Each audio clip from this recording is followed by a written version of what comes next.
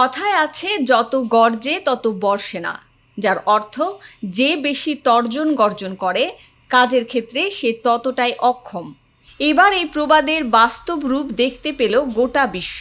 একদিন আগেই ইরানের সভ্যতাকে মাটির সঙ্গে মিশিয়ে দিতে চাওয়া মার্কিন প্রেসিডেন্ট এখন যেন বিড়ালের মতো মিউ মিউ সুরে কথা বলা শুরু করেছে। সম্প্রতি হোয়াইট হাউসে সাংবাদিকদের ট্রাম্প বলেন, যদি আমার হাতে পছন্দ থাকতো তবে আমি কি করতে চাইতাম জানেন? ইরানের সব তেল দখল করে নিতাম। তেল দখল করে আমি প্রচুর অর্থ উপার্জন করতাম এবং সেই অর্থ দিয়ে ইরানের জনগণকেই সেবা করতাম।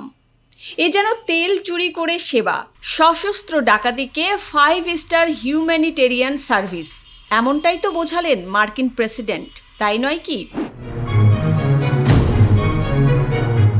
এদিকে প্রায় 40 দিন ধরে যুদ্ধ চলার পর মধ্যপ্রাচ্যে যুদ্ধবিরতিতে সম্মত হয়েছে দুই পক্ষ, কিন্তু ইরান এখানে মাথা নত করেনি।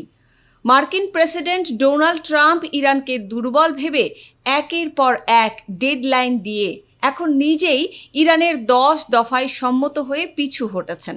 বিশ্ব এখন তাকিয়ে রয়েছে এরপর আর কি? আবারও কি হঠাৎ কোনো হঠকারী সিদ্ধান্ত নেবে ট্রাম্প, নাকি এবার তার উচিত শিক্ষা হলো?